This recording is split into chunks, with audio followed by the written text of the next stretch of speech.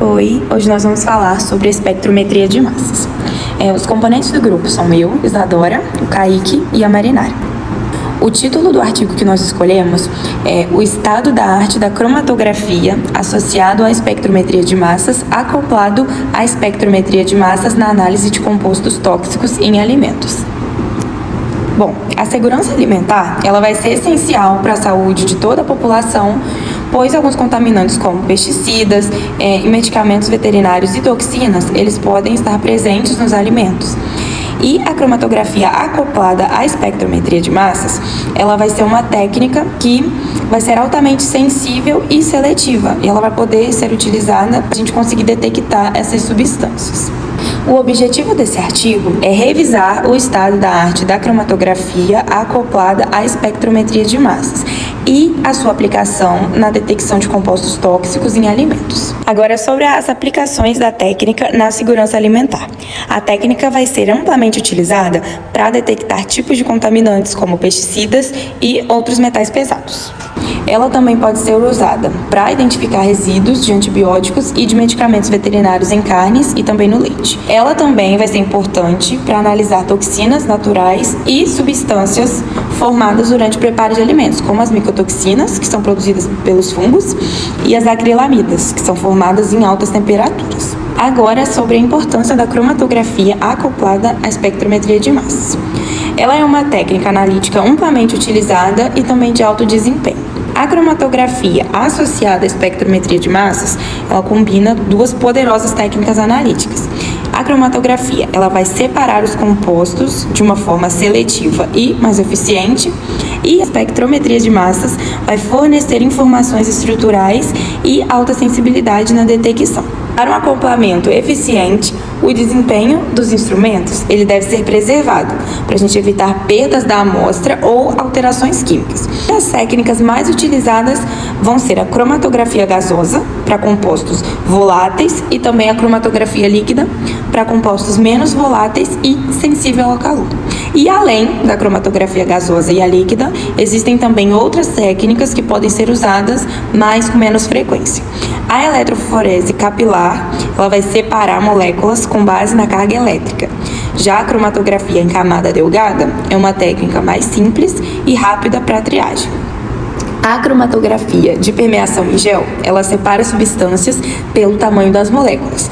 Apesar de úteis em algumas situações, essas técnicas elas não são tão usadas na análise de contaminantes em alimentos porque elas têm uma menor seletividade e sensibilidade comparadas com a cromatografia gasosa e a cromatografia líquida. Oi, meu nome é Marinara e agora a gente vai falar um pouco sobre a metodologia do nosso artigo. E a gente vai iniciar falando sobre os materiais e equipamentos. Bom, para análise foram utilizados espectrômetros de massas de alta resolução que foram acoplados a cromatógrafos gasosos. Essa técnica ela permite a separação e a identificação de compostos voláteis que podem ser vaporalizados em decomposição. Também foram utilizados espectrômetros de massas e detecção por ion trap, onde a ionização ela foi feita através do impacto eletrônico e da separação por DCI com gás hélio. Também foram utilizados reagentes de grau HPLC, que garantiram a pureza das amostras, incluindo também solventes como metanol, acetonitrila e soluções tampão. Bom, agora a gente vai falar um pouco sobre o procedimento experimental, que incluíam algumas etapas, como a escolha do solvente, a remoção de interferentes e a purificação dos extratos. Na escolha dos solventes, para a extração dos compostos, foram utilizados de clorometano e ciclohexano, pois eles apresentam uma alta eficiência na extração de substâncias das matrizes alimentares. E na remoção de interferentes, foi utilizado o sulfato de sódio, anidro, que foi utilizado para remover a umidade das amostras, e também os filtros de carbono, que foram aplicados para eliminar as impurezas e aumentar a seletividade da análise. Na purificação dos extratos, foi utilizada a extração em fase sólida, que foi utilizada para matrizes mais complexas, garantindo que haja uma melhor separação e detecção dos analitos. Bom, agora a gente vai falar um pouco sobre as condições cromatográficas.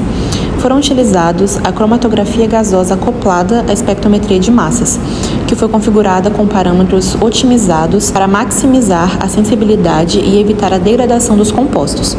Foram utilizados também colunas capilares de alta eficiência, com uma fase estacionária que tem a polaridade ideal para separar os analitos de forma eficaz. E também ela foi mantida em temperaturas rigorosamente controladas para prevenir a decomposição térmica dos compostos voláteis. E por fim, foi feita a injeção direta dos extratos logo após a evaporação do solvente, o que vai potencializar ainda mais a sensibilidade da análise. Ei, eu sou o Kaique e eu vou falar um pouco sobre o composto que nós escolhemos para analisar. Que no caso, uma das amostras que foi analisada no artigo foi a de pimenta com o agrotóxico metalaxil. E esse composto foi o que a gente escolheu para analisar o espectro e a molécula e as possíveis fragmentações que podem ocorrer nela. A estrutura molecular da molécula é essa que está na imagem.